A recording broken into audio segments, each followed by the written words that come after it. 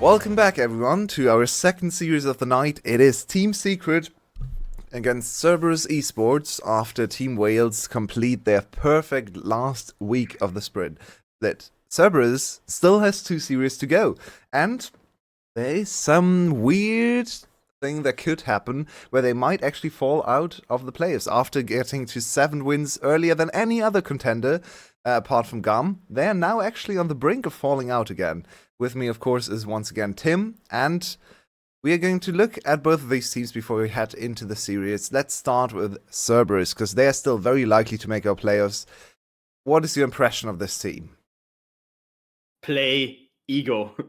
I love Draktar, and he's a good jungler, but every time Cerberus has played with ego, they've looked so much stronger. Ego just brings so much prowess in the jungle, especially in those early in that early game with him, that I think he should play. And yes, you got kind of clapped by Gam, and yes, ego was playing for that, but please don't think that just because you lost to Gam, you have to start playing with Draktar again. I think it should be ego all the way. They have 2 more series to play with ego, and just get ready for playoffs and play him, because every time I've seen him play, he was the difference maker. Well, ego is certainly one of the big question marks in the whole league. Like, we don't really know what's going on, not only in terms of play, but also in terms of team synergy, and if they actually want to play ego. He has been integrated a bit more, but still, it seems like Drakthar is the preferred jungler, so that's a little strange over there. On the other side, we have even more jungle problems, because Team Secret has gone through 4 junglers in the course of the whole season, and they found this Jewel in Young, who has looked really strong. But then yesterday, I think it was, or 2 days ago, this week, of course, they just subbed back in Penguin, who looked not so great. So very confusing what's going on over there. Penguin just disappeared for a few weeks, and now he's back. We don't actually know who's going to start. That's we'll find out in just a few minutes. But we have another very interesting little detail, that is Cuba is playing the other support player for Cerberus. And this is not really a substitution where you can say this is just to give him time. Cuba and Ronopi have split times and have actually fought for their starting spot back in like 2022, even 2021 for some time. So Huba is a good player. He was a starting support on other rosters too. This always signals to me that the team wants to go more in the protect the AD carry direction, because Ronopi is a better engaged player, Huba is a better enchanter player. A little bit of a weird patch to put in the enchanter player, no? Honestly, and that was always the meme for us, that I'm mostly in the European circuit and ERLs, and whenever you see a team that has more than 6 players actively playing in the split, you know it's doomed. That's usually like the thing. Like if you go on Leaguepedia and you get the list with players and there are more than 6 players in there, you know something went horribly wrong at some point. And I feel like half the VCS teams are like that, and I legit do not know why they're perma swapping players. Like Huba has played, I think, 1 game this entire split, Yep. and now he's randomly in. Now he's randomly in, and I agree with you. I think enchanters are really not that strong. I think there's one insanely strong enchanter coming into the meta in 13.7 who is already released on 13.6, and that's of course Emilio. I think he's probably the best, or one of the best champions, basically Nami and Renata and one as a broken champion. So he's definitely gonna be something where I would be looking for an enchanter player to come in and maybe play him. And champions like Renata are back in the meta, right? Because engaged champions came in, but the traditional enchanter players, yes, you can play Zeri Lulu. Yes, you can play like Aphelios Lulu or something, but it's not like it's an enchanter pitch. So honestly, I have no idea. Like, none of these substitutions make a lot of sense to me. Yeah, and this could also just be for bot lane synergy, but then again, that's a bit weird, because Artemis has played way more games with Ronopi, but we never know. Let's just see how he does. On the other side, of course, it's Zuhao, with a little bit of a fall from grace. Last year, really, Team Secret was the 3rd best team in the league, and they challenged Saigon Buffalo over and over again, went to 5 games against Saigon Buffalo, qualifying for Worlds, when Saigon Buffalo qualified actually for MSI. That was in spring, Yes. and almost changed the course of the whole year with that last game. And Team Secret this year has just struggled from start to finish, almost the same lineup, but they just don't seem to be peaking as high as in the last year, and it hasn't come together recently. What do you think Team Secret should do to avoid relegation, to have a chance at playing Flash again for a tiebreaker? Whew. That's a hard one. I think the jungle situation is just a complete cluster. I mean, like, no, honestly, and as an outsider, you have you can't have an idea what the hell is going on in the jungle there. Like, they had 4 junglers. I think some fell down to injury and whatever, right? Like, they're so doomed. And so, I'm just gonna be kind of excited to see what they bring in the jungle, and what they do there. I think it has to be Artifact also stepping up. I think Artifact and Zhu Hao can drag them out of the mud and maybe get them some wins. But Hero has been looking. Zhu Hao will most certainly not do that because he's not playing. So another substitution coming in is Elio on the support position. He, of course, has a long-standing support as well in the VCS, so these two teams actually have 2 decent supports on the roster. Maybe they could give one over to struggling teams like MBE, because they are in desperate need of a better support player. Also, the jungler that's playing is Sorn. It's not young and it's not Penguin, so they just decided to go back to jungle number 3, the split. Who has played against Gam and Cerberus, was stomped every single game. It was jungle number 4, didn't actually. Come back. No, he played before Jiang. Yeah, that's true, yeah, that's true. Like, he was jungle number 3, and then Jiang was jungle number 4. And yeah, so he's in, for better or for worse. And we see Varus first pick for Eddie, and on the other hand, Zeri for Artemis. So it's definitely something where he can definitely play the Enchanter and play for his AD carry. And Son is going to go back to his Maokai. I mean, I do like Maokai. I feel like it's not that much of a Son champion, though. Son was my first ever favorite player in the VCS back in 2019 spring. The very first split I ever covered in the VCS. And he impressed me on some of his AP junglers, on his Nidalees, on stuff like that. I was enamored with his play, but of course that's now 4 years ago, and he has not been on the same level again. So unfortunately, Son definitely not the greatest performance that so far the split. Maybe he can redeem himself today and give Team Secret another fighting chance into the matchup of Drakthar. I don't favor him whatsoever. We just talked about Enchanters and Huber, and he just plays Rakan anyway. Okay. If you end up playing Rakan, just play Run OP, man. Agreed. I do not understand what's going on. I agree with you. I mean, to be fair, Maokai specifically has a good matchup into Wukong. He always did, right? So I understand that pick to a degree. And now we're banning actually the Heimerdinger. They're scared of the Varus Heimer coming back to haunt them on bot lane. Another champion that could be something that Elio could play is Renata. It is good into Wukong, it's good into the Rakan, and it could kind of take out that single target damage threat that Lysandra can also pose. So that's definitely something we could see. Now, I think that Jace mid lane should have an insanely good matchup into Lysandra, because if you build Hexdrinker, you basically can't be killed again. Is this allowed to be played? I don't think so.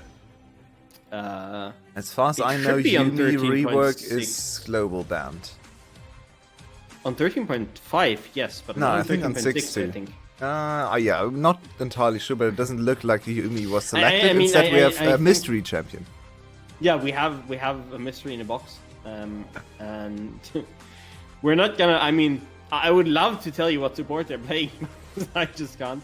And now the Gragas is being hovered, which of course, okay. Ashe was the pick, and Jax is gonna be the last pick. Now, on the other side, you could go for the Gragas, for sure. You would have a lot of AP damage then. Olaf would surprise me, because Olaf kinda gets countered by Jax, so that can be a good matchup for the Jax. But Olaf, of course, can still snowball and win the game that way. Okay, I can't find the information. The Ashe is a bit curious because we're going back to the start of Sprint split meta. The Olaf I like to see a lot because we haven't really seen much Olaf in the VCS at all, which is really annoying. I'm one of the very few Olaf players maybe in this league, and overall Cerberus' composition a little bit more global meta, maybe. Not really that many VCS champions, especially looking at the Olaf and the Lissandra, both of whom we have seen in other leagues, but really not so much in VCS, as we have another peek at the insanely colorful keyboards of all the VCS players. I'm not entirely sure what's going on with support players in this league, but apparently they all have some special keyboards made for them. Look at Huber's keyboard, it's insane. What is this thing?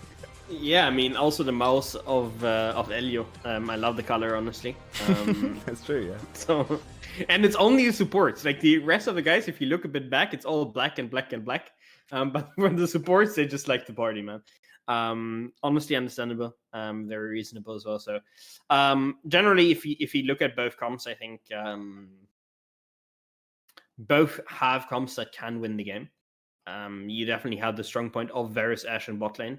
And it still works the same way. You still can dominate lanes. It's just there were a lot of cooldown nerfs on the Ashe, so she usually is weaker because her ulti has 10 seconds more cooldown. Her W has more cooldown in the early game, so she's less able to trade out there.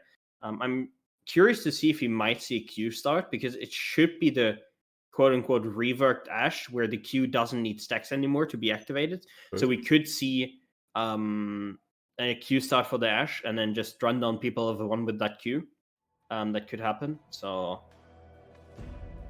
yeah, I'm just excited to see, because I think Cerberus comp, especially on top side, is very strong, gives a lot of space to Artemis, and then later Artemis can take over. On the other hand, Team Secret definitely have a good team fight, a good comp that can side lane and then look for catches. You have Varus ult, Ashe ult, Maokai. It's so easy to take one target on a very high range, take it out, and then just play side lane again.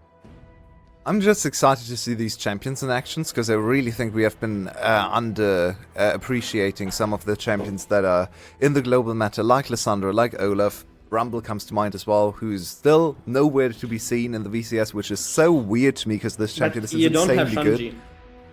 Yeah, but we do have Taki at least, who plays support Rumble and destroys everyone with it. So that's my hope for tomorrow again, a little bit more of Taki Rumble, to show everyone how strong this champion can be. For now, we're back to Ashe Varus. Team Secret really just playing a start of split meta for the most part. All of these champions were strong at the start, and they are kind of strong in their own rights again / still, but a little bit of a different application, right? We have Maokai, who now builds different items than at the start. We have Ashe, who functions a little bit differently. But in essence, Varus Ashe is still this disgusting bot lane where you can never even step close to the minions, as we can see here in the first few trades. Yeah, and maybe also going back to something that felt like it worked in the beginning, right? So what often is when you like lose a lot as a team is that you lose trust in yourself and how to win.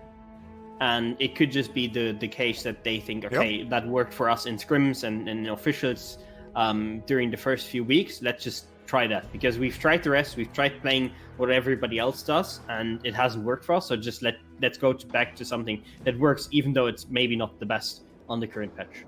Yep, I don't hate it. Also, I think giving Sorn some point-and-click CC when he has been struggling on his individual play is definitely a good play. This is a bit of a risky dive. They have pretty high HP still, and Sorn goes down very low at the start. Artemis with a flash away. Now Eddie on the chase. Eddie should have the kill here, and there's the first blood for Team Secret. Successful dive onto the Cerberus' bot lane, and he does have Hugh heals here, and Sorn needs to be careful, but Sorn gets the W, and Eddie once again on the chase. That's another kill for the ADC, and Eddie on a 2-0 start to start off our series for Team Secret against Cerberus.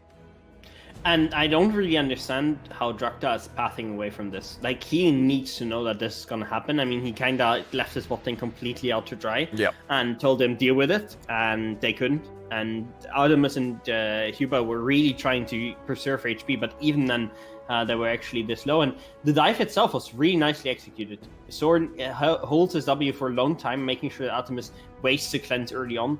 And then the redive just comes in. Elio tanks the first tower shot, and then Cuba just walks out of turret as well, so... Yeah, do you think Hubert should never walk out of turret range? No, I think he absolutely should stay on the turret bit. He's he 100% dead. He basically, he's 100% dead. He just has to accept that he's dead and try to get one back. Agreed. I think he gets a counter kill there for sure, looking at the HP and also his heal coming in. Instead, he walks away. It's a lot of flashes forced, but even then, Elio didn't even have to flash, so it's it's all 4 summoners used for Cerberus, only for 2 flashes and a heal on the side of Secret, so it's a comprehensive win for the side of Secret's bot lane. This matchup is not going to go better now that Varus is 2-0. It's going to be almost unplayable for Artemis and Huber. They are screaming at the other members in the team to help them get out of this horrible, horrible laning phase, and maybe Drugthar level 4 with his flash available can make a visit down towards the bot lane now. Yeah, and there's a huge wave stacking again. I'm surprised that we don't see Maokai just walk through that wave again, take the 3-3 in bot. That he is trying to get into Pan, I guess.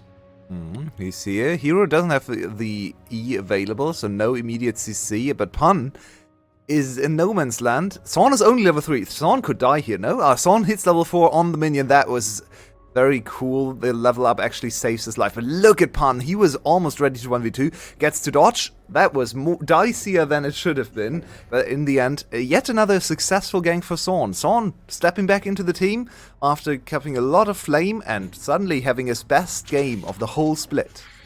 And now, should there be a matchup between Team Secret and Team Flash, then I can only say, Fug1, just watch what this man is doing. That's what I want you to do, just with your top lane. Just walk at lane, win. You don't need levels, and what I don't like is that Soren is actually building AP Maokai. I think that's a mistake. I think he should be building tank Maokai, for sure. Anyways, that's like the playstyle that I would have wished from Fug1, because when you have laners that with their gold lead can do something, this is how you should play, and he executes that perfectly. Gets the bot dive, gets the top kill, and now there's already a 1.34k gold lead on the side of Team Secret, and they definitely can play that out because their team comp definitely isn't weak in team fights whatsoever. Okay, Cerberus is calling for the bot. Hail Mary. There's the Lysandra is walking down already. She was spotted on a ward though. Zorn is in a bit of a pickle right now because he has nothing to do. All his camps are gone. Drugthar with a decent invade timing, but he's not level 6 yet, so he doesn't really want to commit to the bot lane. And in the end, they walk away yet again, isolating Cerberus' bot lane that is just crying for help because it's a miserable time down in this matchup. Absolutely, and I mean the jungle farm doesn't look great right now. It's definitely looking miserable, but catch-up XP is broken, so it's not going to be too much of an issue. As we learn in EU every week when Valorant is playing, I think he really showed how ridiculously little you have to farm and how much time you can spend on lanes and still keep up. And if Soren plays that decently now, I think he should be able to just keep up and keep himself in the game, and that's the problem why I don't like the AP Maokai with this playset. If you play AP Maokai, you're basically full clearing hyper carry jungler. You don't really want to perma gank because you want to just get farm and you're basically like a Lilia, you're like a Karthus, right? But if you play this playstyle, the tank Maokai is just insane because you just get goopy tanky, you don't need much gold and you're gonna do your job. So that's why I don't really like the AP Maokai currently with this playstyle specifically. I am really confused by what's happening in top lane because I don't think Pan should be winning this hard, especially after the kill was delivered to Hero's side. Okay, he only got the assist, but still, Pan is completely running away with this lane, and I've seen this matchup a few times in a few different regions, and it has not looked this one-sided for Olaf in most of the games I've seen. I've even seen Olaf lose the early game to the Jax a few times, but Pan seems to have the comprehensive advantage over Hero. He's one of the best laners in the league. Hero struggling in teamfights, but his laning is usually crisp.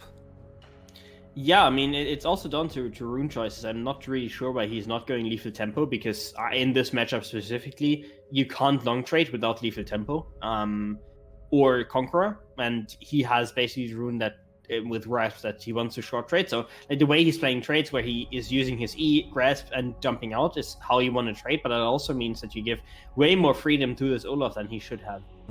Maybe it's just unfamiliarity, because as I said, no one really plays Olaf in this region, so maybe he just is not too sure and doesn't want to int into the Olaf, because we all have seen when Olaf pops off, you can't really do much against it. Cerberus, I like this call. Get away from the bot lane isolation, just try to play team fights, and they will secure the first objective of the game.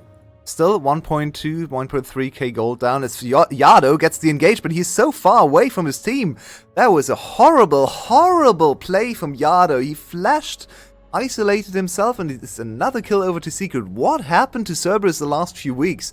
They look scatterbrained. That is one of the most disgraceful plays I've seen from a mid laner all week.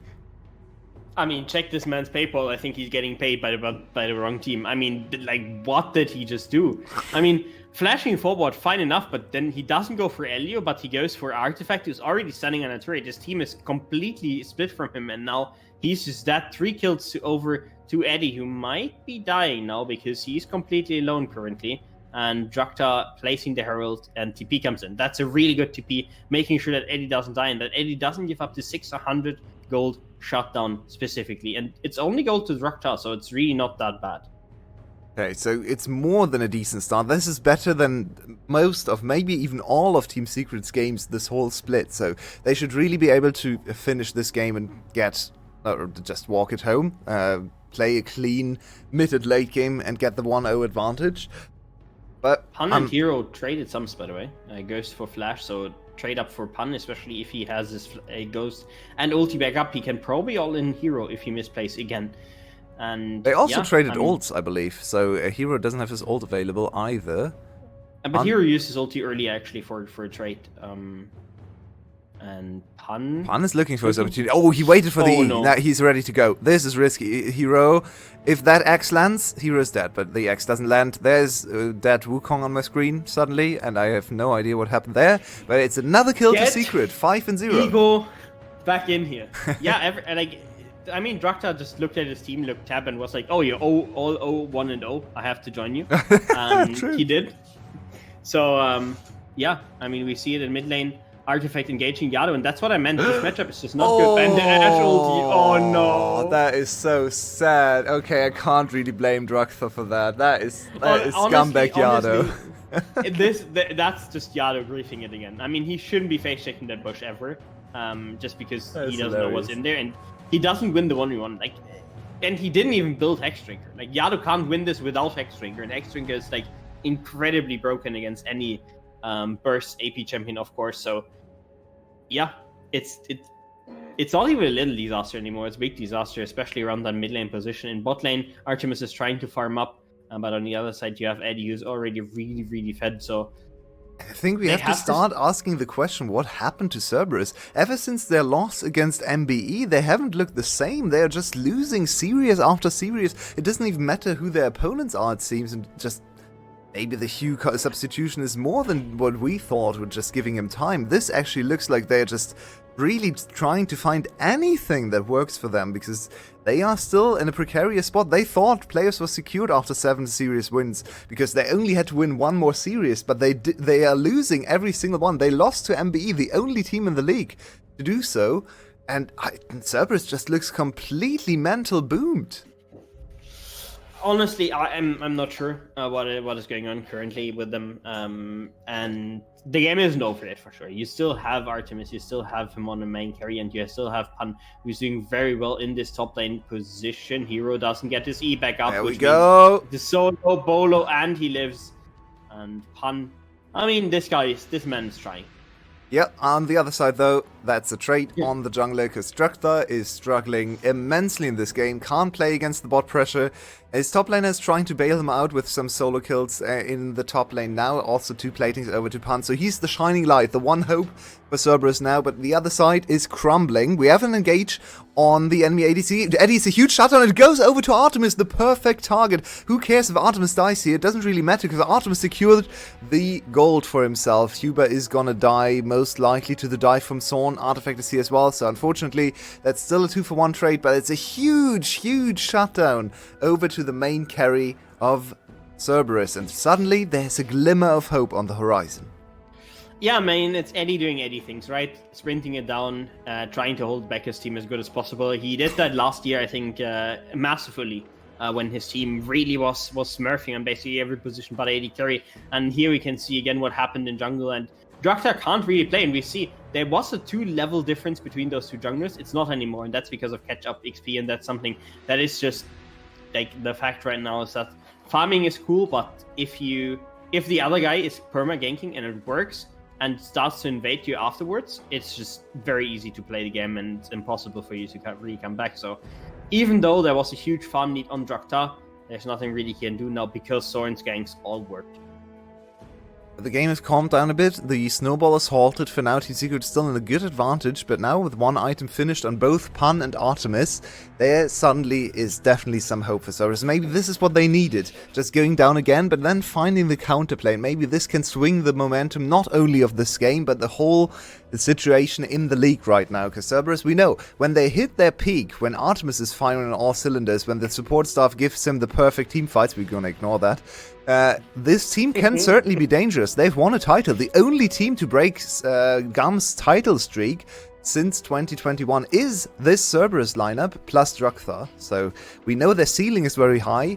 Seems like they're definitely struggling to hit that kind of form at the moment, though. And with yet another kill on Huber, I'm once again not sure why you substitute in your different style support to then just play the best champion of your other support on him, where he ends. So it's a little bit questionable. Why is Huber here?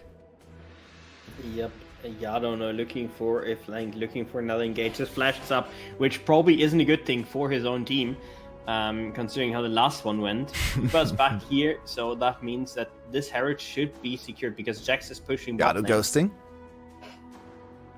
I mean, it's not a flash yet, so it's not too bad. He's still trying to look for something, and that's Elio. That's a good engage. Well done by Yado, and that's a kill over to Draktar. They also get the objective. I feel like Team Secret has missed the mark on their own lane assignments there. At least they get a lot of gold funneled onto their top laner. Jax was able to just shut down that tower to get the tower gold in the bot lane. 2 towers to 1. They're still in a 1.5k gold advantage, but compared to early in the game, when it looked like the snowball was rolling in full steam, this is now a pretty even game, and with the mid tower broken for the side of Cerberus, they will have first access to Dragon. They're just getting away with all the objectives. Suddenly the game actually looks like it's in a decent spot for Cerberus. Yeah, I mean, okay, crazy idea. And then this is something that I think is new for most people who have ever watched League in their lives. Is instead of watching the enemy take an objective, you could be on the other side of the map taking your own objective. So to be fair, they did that for Herald because they had the Jax on the bot lane take the tower. But that's crazy idea. We could have just taken the Drake with the rest of the team as well. True. I know that's a crazy concept, and instead of watching your enemies take the objective, you're actually on the Drake taking your own objective. But it could be the way here, especially if you want to cross map, because Drake was up. There was no reason for them to not just take the Mountain Drake and leave the Herald up, because in the end, again, they just kept watching, and I feel like that's like I think that's one of the main NA macro plays where you just watch your enemy take the objective and then walk away and get nothing. And I think that's something that Team Secret is doing a lot, where they just watch Cerberus take something and they don't really take anything back, and that's why Cerberus was allowed to get back into this game. Yeah, and there's one issue for Team Secret that goes further than just their macro woes. A lot of the gold is now funneled into Zorn, and yeah, he's playing the more gold-heavy, the more carry-oriented style of Maokai, which admittedly got nerfed. It's not as strong anymore, but it still also means that players like, especially the Jax, are quite far behind their counterparts. So if there's ever an isolated fight between Hero and Pan, Pan will win all the time, especially once he finishes his second item, Death Dance, coming in.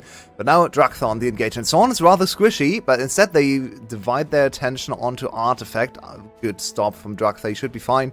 Yado flashing again, and here's everyone else. Here comes the squad. That's a kill. Number 1, Hero goes down as well. Artifact trying to flash away, but Pan is on the chase, and he will certainly get this. Oh, actually stolen by Huber, but still 3 kills for Cerberus. They've come to life suddenly. Team Secret completely lost on the map, and 3 kills back to Cerberus. They take the gold lead for the first time in this game.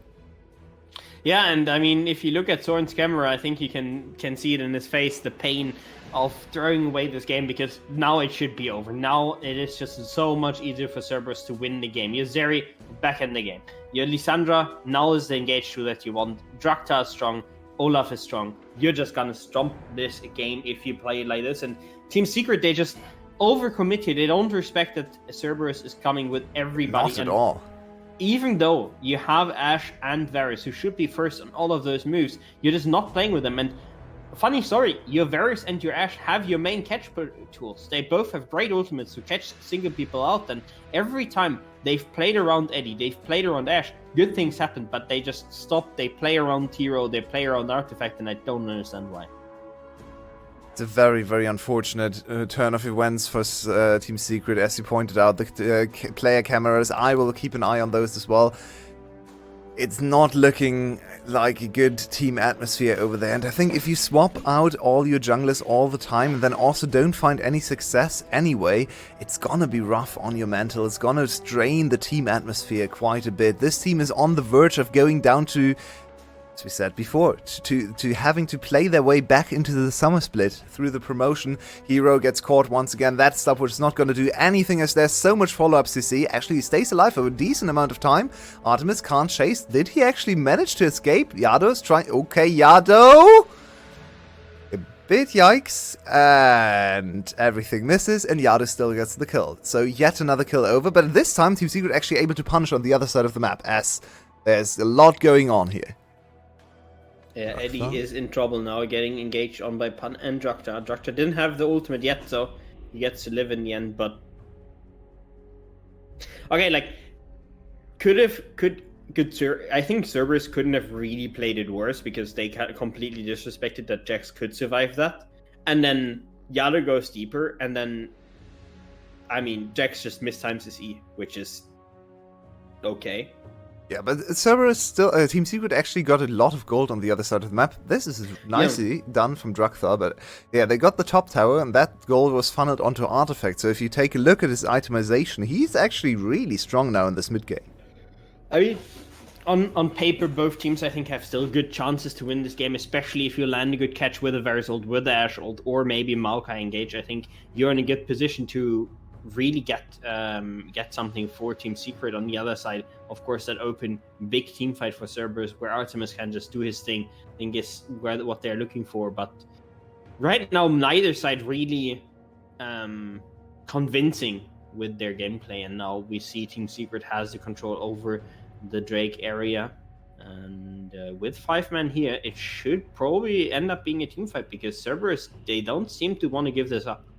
Cerberus, all their ults available. No flash on Yado, but he does have the heal instead, so he can play a little bit of a pseudo-tank role. Pan is here, and look at Cerberus just walking back in and stealing the dragon away. That was really sad to watch from Secret, because they can't contest, and now they are trying to go for some of the kills. Pan's ultimate already ran out, so he has to be careful. Yado trying to interfere and trying to just buy space for his team. Gonna be the sacrificial lamb for this team, but that's fine, because they got the dragon, walked away with their objective. They're now in soul point. One member dying for that is more than fine, and they saved Pan's life. So in the end, it's 1-for-0 in kills, but yet another dragon in the hands of Cerberus. Yeah, and again, Team Secret, not really sure what they were doing, because their team comp is really good at playing around their own vision. They make sure that enemy team Cerberus have to run into their vision, and then they send it with a Varus ulti, with a Ashe ulti, one-shot that first target, and then play the team fight after that. But they end up just letting Cerberus walk in for free, not doing anything about it, and then after the objective comes, then the engage gets pulled. So I'm not really sure what they're doing. So they did the right thing in the end, but they did it too late. Can I ask you something about this composition? Because when I look at Team Secret, I would say, why would you even start the dragon there? Just play with your range, right? You have Eddie poke, you have Artifact poke, you have Sorn control. You can just wait for them to kill themselves against your poke, right? And then they have to disengage, you get the dragon for free. Starting the dragon is actually the best thing that could ever happen for Cerberus, because they can then just force an insta-team fight. You can't leverage all the poke from Sorn, Artifact, and Eddie. So I feel like Secret has completely misread their own win conditions around objectives. Absolutely. I mean, all you should do is just... You keep mid priority as much as you can. You place yourselves in that long river bush, basically, towards the pixel bush. and you play it slow, and you don't start the objectives. As you said, you may just make sure that they take a lot of damage, they take a lot of punishment for even walking up. And with Varus, Ashe, Maokai, Jace, you're a poke comp. And yeah, of course you have possibilities to play team fights, but you don't have to. Why would you commit to a 5-on-5 with full HP when the enemy team has Zeri, you have Varus? Like, that doesn't make sense conceptually at all, especially also adding on the fact that your Maokai can control all the entrances so easily. And he is AP Maokai, so that's gonna hurt. That's gonna whittle down their HP bars. Maybe they can redeem themselves with the next dragon fight in 2.5 minutes, because they have another opportunity to set it up. It's still very close in gold, and if they just play their cards correctly, they should be the team that is first to the objective, that can set up the traps and force the enemy team to overcommit and die. On the other hand, I really like Artemis' item build. He basically decided for as much healing as possible, which is, and shields, of course, that he can replenish always with that BT. So I really like that itemization just against that poke comp, making sure that he's not the one who's getting poked out. Yes, you can take HP off Pan, maybe Draktar, maybe even Yado, but Artemis is the one that has to carry the team fight, and he's probably going to join at full life. Yep, a little bit lower DPS, but that's fine, because you'd probably win 5v5s anyway. If you actually get on top of their poke champions, they will evaporate. So it's not so much about the highest DPS possible, and more about survivability, as you said. And now Cerberus is slowly getting control over the bot side river, which is dangerous. A dangerous game for Secret to play. Yes, it's only Chemtech Soul, maybe not the most impactful one, but you just don't want to give it up this early in the game. Yes, last resets now coming out for the supports and the junglers, and that means the fight is gonna be on from now on. It's just gonna be fight around that dragon jungle. So Soren doesn't have his second item ready. So there's not gonna be Radiant Virtue, not gonna be that healing in the team fight to save his team. On the other hand, we don't have 3 items on Zeri on Artemis, and now the engage comes in. There it is, and that's Cerberus fighting on their terms, but 1 kill back, the jungler actually down, and now the counter-engage for Secret, they're trying to kite away. A lot of time bought by Hero, but here comes the Olaf, and no one can stop the Olaf. Oh no, it's one of those games, he's going crazy. Elio, the poor Ashe, is trying to flash away, and maybe he can actually escape, but it doesn't matter, he's only the support, he doesn't even bring anything, and suddenly Cerberus is storming the base, Olaf finally paying off, and why aren't we seeing more of this champion? Don't ask me, man. Like, my team is picking it. I can tell you that Cho'Gath Olaf is broken, man. Trust. Yeah, I do trust that Cerberus now will get the soul on the back half of this play as well. Everything now looking Cerberus. What an engage. This is so ballsy. Just flying over the wall. They get the instant kill on Artifact. It's traded back for their jungler, fair, but it's fine. It shouldn't work. The problem is that you have like 3 poke champions trying to kill an Olaf, and that's just not that doesn't work at this point in the game. So Olaf just does what he wants and runs over the game. So like that. I mean, Cerberus goes for a really risky play. It ends up working because Olaf just runs him over, but it was really, really risky what they did. Yep, it pays off here, and maybe this could be the momentum swing they need for the players. Win today secures playoff position, and they want to not only secure, they want to also tell all the other playoff teams, we are here to fight for another title. Draktar might be here to fight for another benching, because he's out of position yet again. Good ultimate there to not die instantly. Had to use his flash, but Pan is here. Pan, uh-oh. And Yado with the flank. Oh no, this is looking rough. Pan is onto everyone. The team fight is already over. Secret has no chance whatsoever. 2 kills, 3 kills. Draktar is getting away. Oh, the flash from Artifact desperately to try and get at least 1 kill back, but it doesn't work out. The decoy blocking everything. No, Yado, oh, he knows where Sorn is. Nicely done from Yado, spotting Sorn's position there with the blind Q. And in the meantime, everyone is already walking down into the base. I don't think Secret can defend this one. They are only a Jace and a Maokai, and Pan is already under tower. They're quickly falling. Artifact just gives his life for free, and the Nexus turrets under siege. Yeah, and I mean, this reminds me a lot of the first series that we saw today. Yes, we saw a good early game from Team Secret. Yes, I feel like Cerberus really showed weaknesses in those early stages of the game, but it felt like that's it. They looked way too dysfunctional on the Team Secret side to really win it, and that was what Flash had as well. wedges with good team fights and Cerberus, better collapses, better as a 5-man unit, just stacking around, running around, killing people. And it's basically a repeat of what we saw in the first series of the day, where we just saw one team grouping up better, fighting better. And yes, they were weak in early game, but who cares when after the 15th minute, the enemy just breaks down completely. Yeah, and let's take a look at the stats once again. It's a little bit of a weird one. We see 4 turrets for Secret. The early game was good, and then no other objectives whatsoever. 4 for Zero and Drakes. No Baron was taken. You can kind of see the story of the game, as Tim just explained, in the gold graph as well. Very good early game, and then boom, it all fell apart at around 20 minutes with that one team fight. 18.6k damage on the Olaf. One thing we have to say is that please bench Draktar. Because in the first series it was mainly Killer Queen dominating. In this series it was Draktar being dominated for the entirety of the game, and his team basically dragging him along. Yeah, I do feel like his teamfight play was okay later on. He had some really nice counter ults where he was they tried to chase him and he activated the ult at the exact correct time to knock them up, and so they can't follow into him. I saw 2 or 3 knockbacks onto the Jax and the Jace, so that's a nice mechanical play. But yeah, the early game was all Son all the time. He found all the good ganks. Unfortunately, Secret, after 5-0 start, completely collapsed, and we see a lot of their struggles this split. Their coordination is off, their macro is so much worse. They were actually one of the best macro teams last year. They comprehensively outplayed Saigon Buffalo back to back to back in spring 2022, but now it all seems to be gone.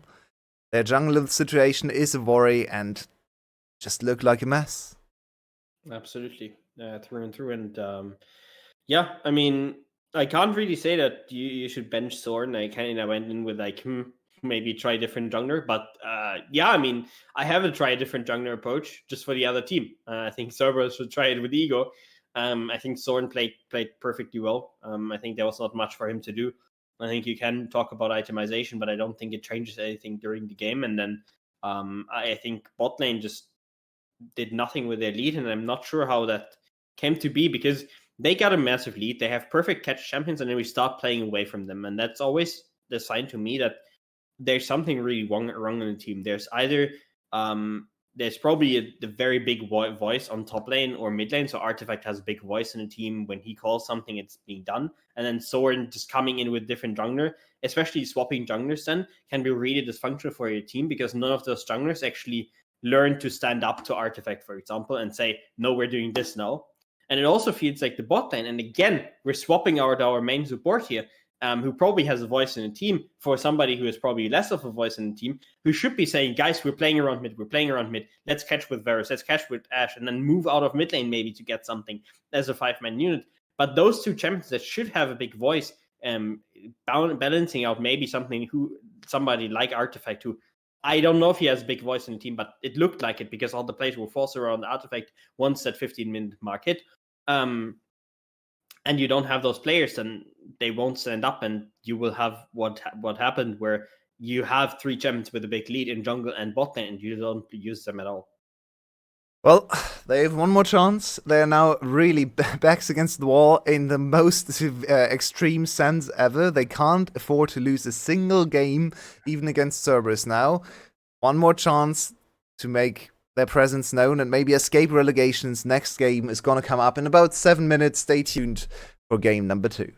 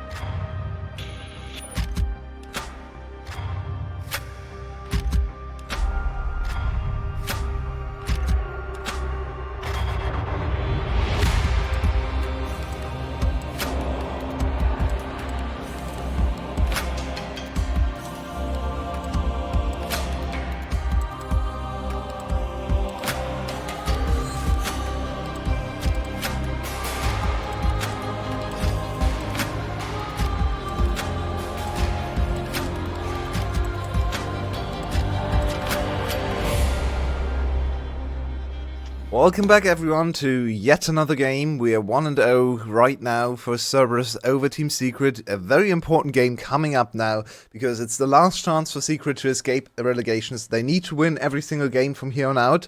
They need to reverse sweep Cerberus, and for Cerberus, the next game can confirm players for them and kind of make tomorrow obsolete in terms of implications, at least for the players. Would shut down Saigon Buffalo's wildest dreams of winning against GAM and making it, scraping by into the playoffs. But of course, it's all in the hands of Cerberus.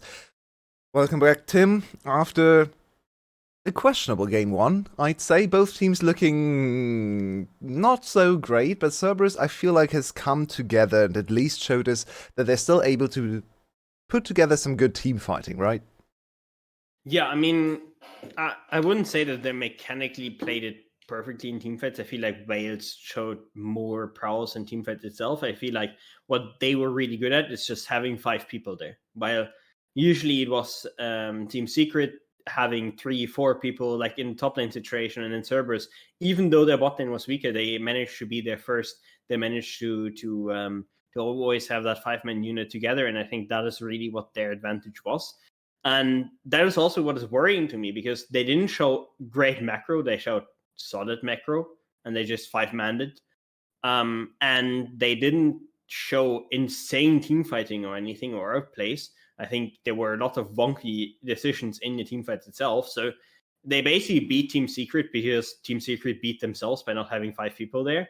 And I feel like that works against Team Secret, but I'm really worried if that works against one of the better teams, because I feel like if you're going to take that playstyle and go up against the Team Wales, for example, that we've seen earlier today, they're always going to have those 5 people there as well, and then they're probably going to out-team fight you. So I want to see more from Cerberus, and it doesn't start well because they still have Draksha in the lineup.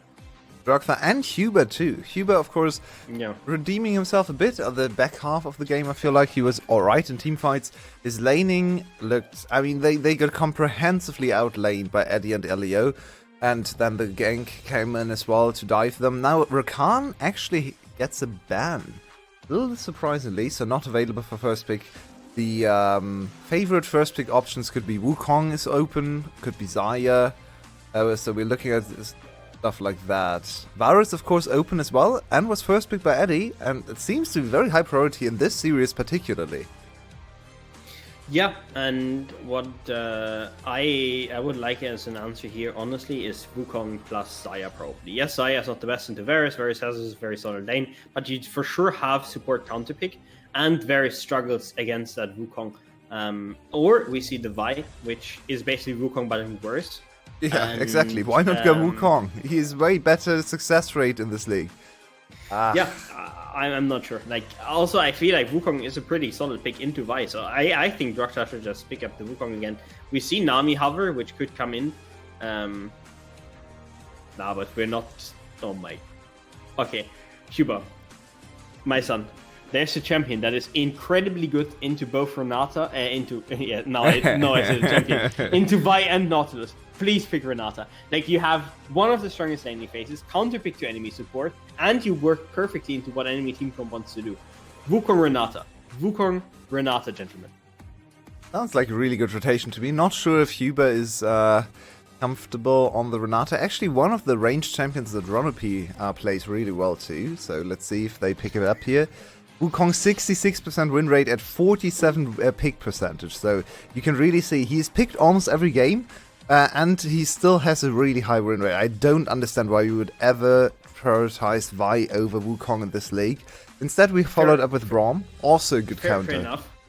Fair enough. I think Braum is probably the more solid option. Like the easier one if you're not really comfortable 100% over Renata. It can be a bit risky.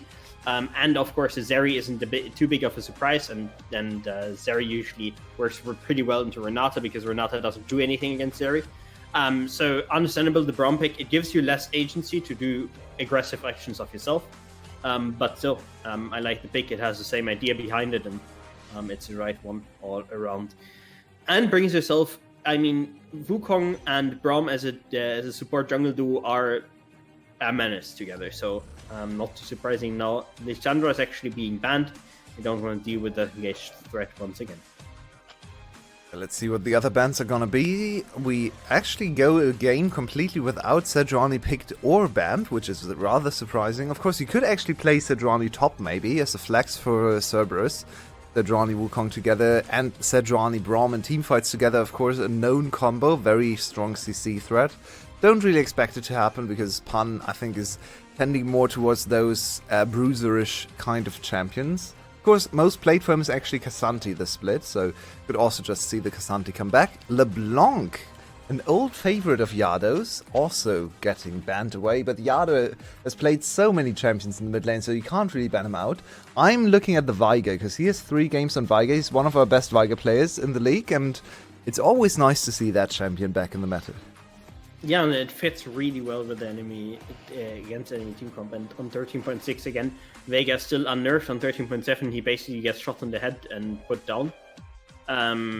So he's not really playable then, but at this point still playable. On the other side, we now see Talia, one of the favorites, locked in, and we already saw Talia being countered with a Cassiopeia today. So maybe Yado wants to do the glory and also go for that Cassiopeia maybe, but the Silas would be surprising.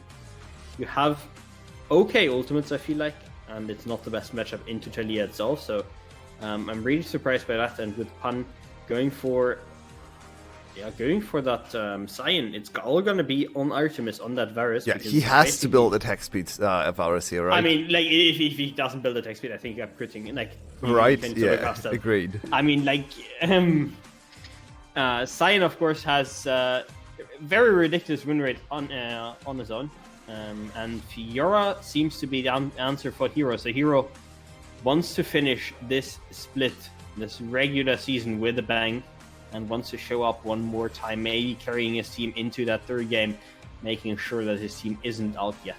I'm really sad, because Hero has always been known as the Vladimir one-trick, and I think into Sion, you have a rather free lane. This could have been last pick Vladimir in the last game of the split, potentially.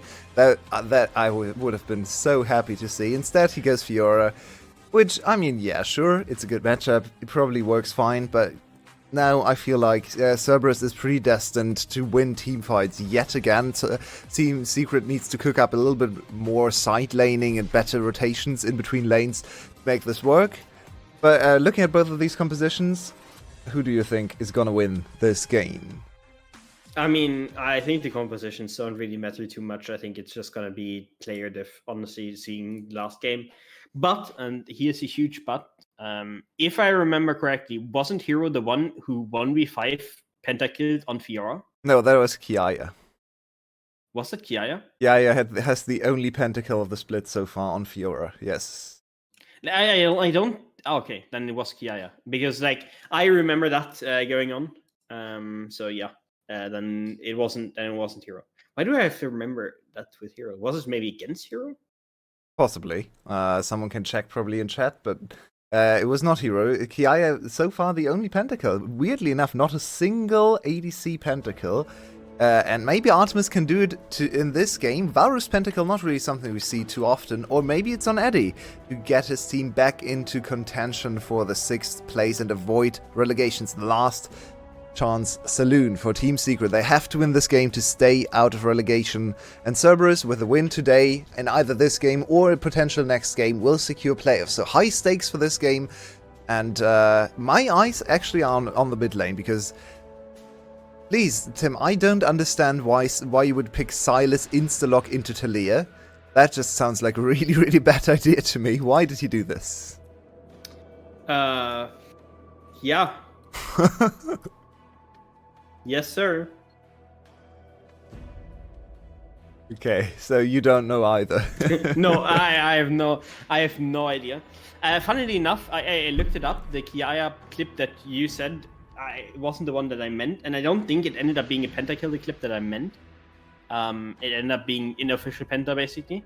And I'm gonna look if it was actually Hero, because like somehow I remember it being Hero.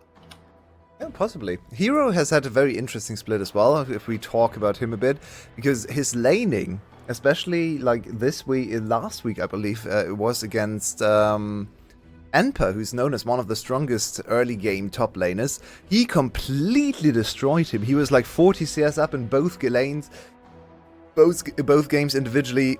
His lane control and like individual prowess and laning phase always looked really strong. Last game was not the best showing because he was actually 20 CS down in a matchup there. He shouldn't be 20 CS down early. Got solo killed, I think twice in the game against Pun. So maybe has lost some of his laning strength, but in general, this player has always been best inside the laning phase, and his team fighting may be a bit of his weakness. Absolutely, and as we're going into the game, I'm going to be interested to see if we see Yado really doing anything with this jungler, because I think Draktar really has to help him out, and they have to start snowballing onto Artifact, because we already see he's being pressured out in the early levels, and that's usually a phase where Talia isn't that strong yet. She usually needs a few levels on her Q to get the push going, and then really dominate in teamfights later on once she hits that first item, because then she starts bursting down people. And right now, it's not looking too hot for Yado, but he should get a lot of the minions on the turret, reset, TP, and be fine. And now we didn't talk about Artemis's rune choice. He did listen to us. He actually went for the attack speed runes, which he had to do, right? Otherwise, this team has no damage. So it's good to see them adapting. This is gonna be Varus that actually scales into auto-attack builds. Now, even on auto-attack builds, Varus usually doesn't quite scale as well as something like a Zeri, so not sure if it's gonna be enough. But here we have a little bit of a counter engage. Nicely done. Artemis has... has lethal, and he gets the kill! Wow, that was a really nicely done play from Artemis and Cerberus' bot lane in general, and they strike first this time. 2v2 kill. They redeem themselves for their big trouble in the first game and get first kill of the day, of the second game, I should say, for their main carry, Artemis, starting off well.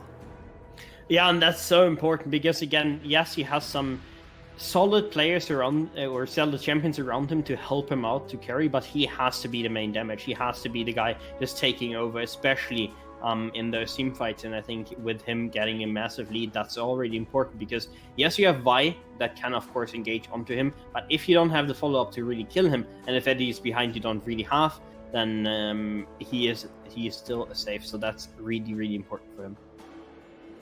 The emote exchange, it was really funny to me, because Draktar actually got everything he came for and still spammed the very sad whatever it is emote that's on the site. But I mean, there was not really anything to be sad about, because Draktar stole away the blue buff, so everything all good. Pun, does Pun have a kill angle here? Hero pretty low. Pun with a stacked grasp could actually have the damage to kill Hero, but Hero of course with the W can counterplay. This is dicey in the top lane. Whoever strikes second probably wins. Oh, that's good damage on Hero once again. Pun with a W damage should be able to control this one, and Hero is walking on a tightrope in the matchup.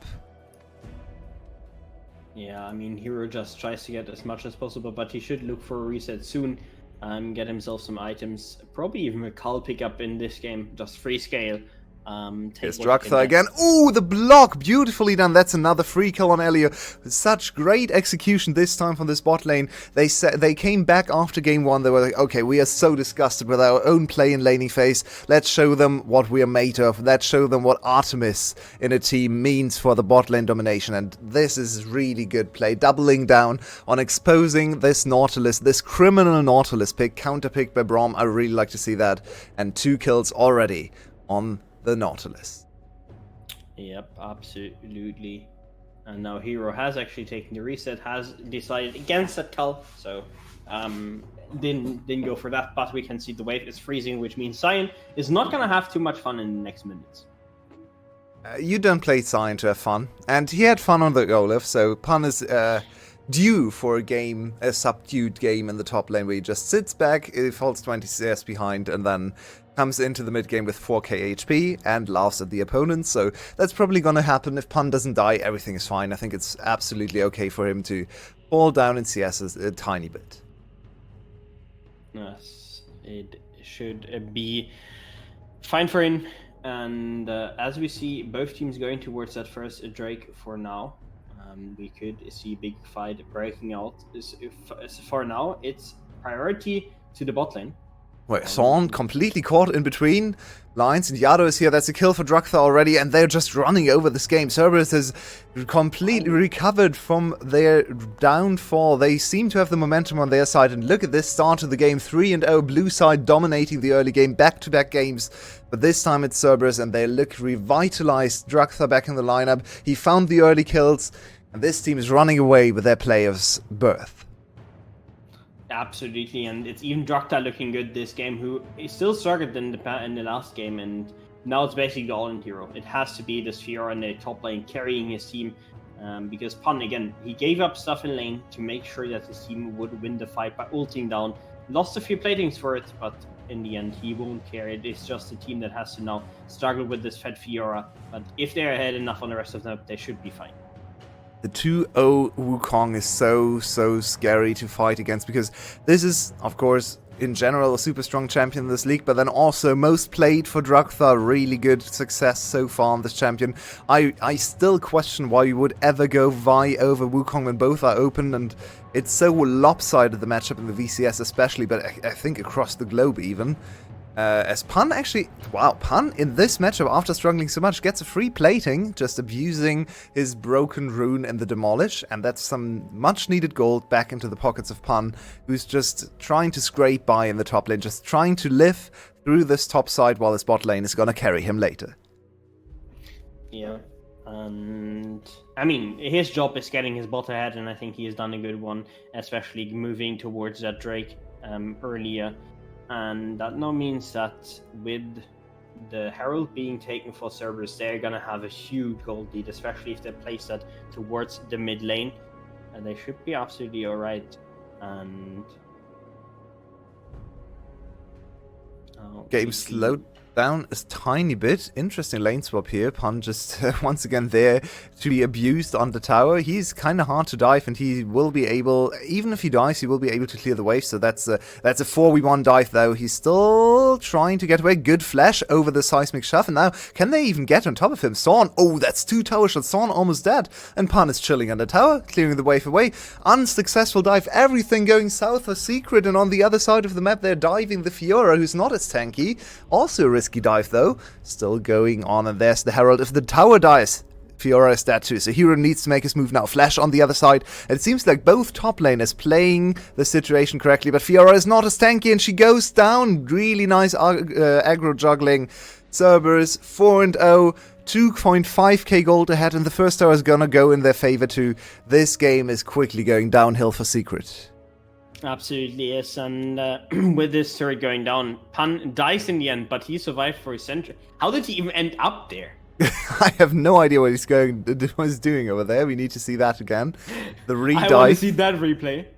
I just wanted to clear the wave before the wave hit the tower, I think is the play here. Pun, yeah, he ults the wave. That is an interesting play from Pun. He knows he's dead to the re-dive there if he doesn't do it, so he decides, okay, I'm just gonna... Okay, maybe he could have stopped the ult a bit earlier, but he gets another wave, and this is so annoying to deal with, because now there's no wave coming in. He's even emoting. He knows what's going on. Pun is actually having more fun than is allowed on the side, I think. But he cleared another wave for free, and Artifact spent so much time there that mid lane lost 2 platings as well. Look at the mid lane tower. Pun with a genius cross map. That is, by definition, a good death. That is, Boss is so happy about this Sion play. Absolutely is. And by the way, I spent the time looking stuff up, and Hero did actually have a 1v5 outplay where he killed 3 people and 2 had to flash away. So he ended up winning, and just 2 people were cringe and ran away from him, so he couldn't get the pentakill. on the Fiora. So there is still hope. There is still the Fiora. There is still Hero being able to 1v5 the game. If you say so. I feel like the hope is dwindling away with every passing minute, but he is playing a nice laning phase. Look at his CS, 92 CS, even after getting dove, and he's pretty far ahead of the Sion, but can he ever really exploit the Sion? With how safely Pun is playing this game, I feel like Pun is just gonna stay alive on the tower. I believe in Hero. He can 1v5, trust. He did it against Team Wales, and I believe he can do it against Cerberus. I saw the stats. He went 9-1 in the one Fiora game this split so far against Wales, one of the better teams as well. So yeah, he has shown a precedent of being able to do that kind of stuff. And also, I'm here, and I was actually casting. That's why I remember that game. I was pretty sure about it. So maybe I can cast a bless him into 1v5ing once again. And in the game, Eddie was also really strong in game, so I think it's time for Eddie to get something back as well. It's time for Soren to get his last game's performance out, where I think we gave him both MVP points because we really thought that he had a solid game, a good early game, a solid late game. So I think he has to bring that back. And now we're seeing Pan being able to play this matchup. And I personally can say that... my top lane, engage on bot lane. Yeah, Sorn is dead already, and Dragtha still has another stack. Oh, the beautiful flash ultimate to save his ADC. Hugh is still alive too. How is everything going so horribly wrong for Team Secret? Look at the health bars for Cerberus. 2 are walking away with less than 100 HP to their names.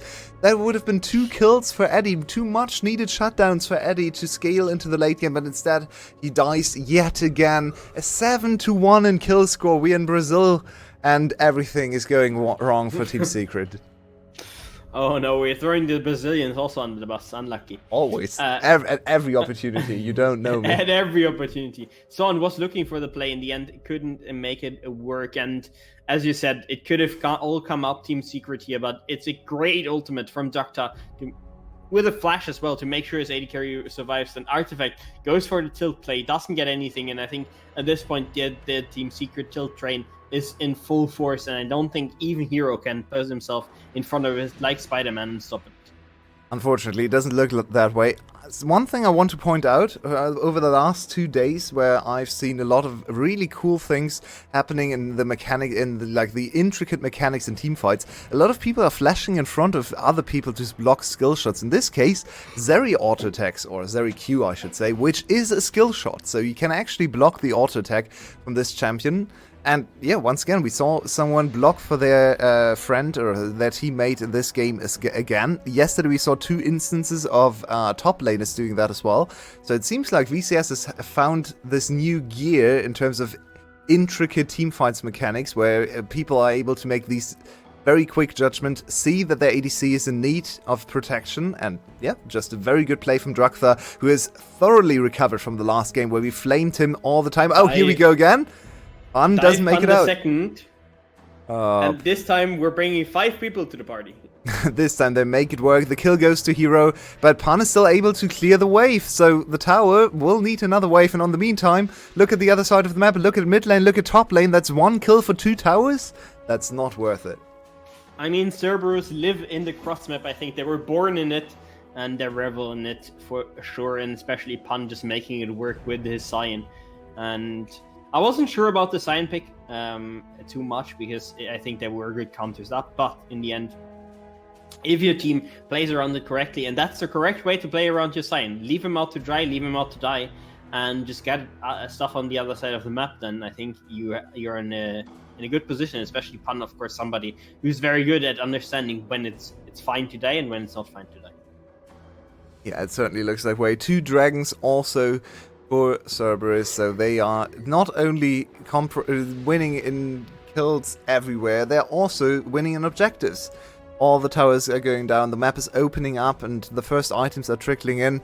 All the champions are stronger than their counterparts, maybe apart from top lane, but even then, in teamfights, Sion, quite a good top laner to have on your side. So it's really hard to see Team Secret come back into the game. If you were reviewing this game at this position right now, what would you tell your players? What can they do to maybe stabilize the game, to get back in here, to have a fighting chance? I mean, in scrims, we would probably cancel the scrim and go FF. Yeah, I mean, there's...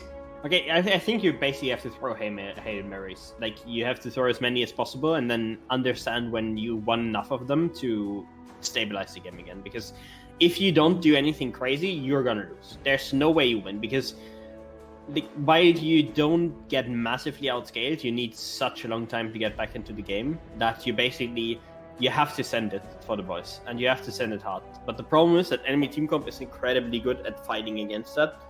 And so I really don't know. I think it's already incredibly hard from draft when you're falling that far behind as Team Secret to get anything, and then.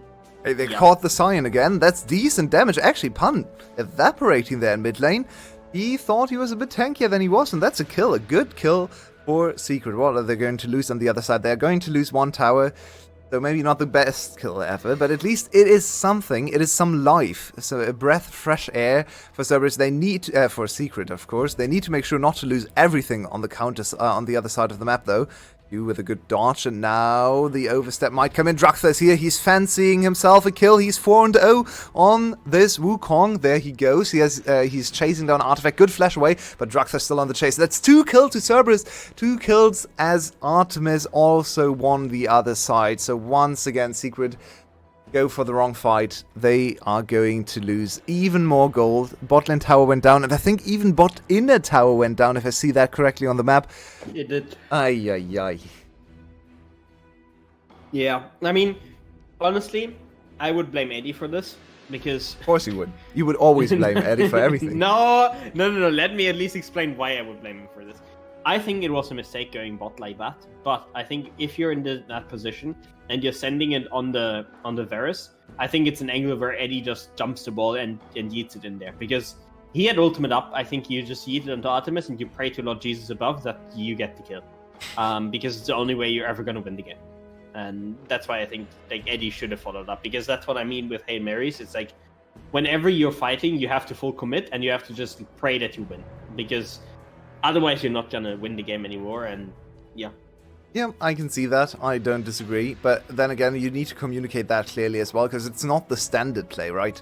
The standard play is to just catch the bot lane, so it needs to be communicated correctly. So I would say, yes, Eddie could have tried to go into the backline there, but then again, it's probably the whole team not communicating correctly. And in the meantime, Cerberus is gonna trade yet another tower for a tower. They are getting rid of all the inner towers, so it's going to be incredibly difficult for Secret to even step up into their own jungle, which bleeds even more resources over to Cerberus. So the game is going to get harder and harder to play.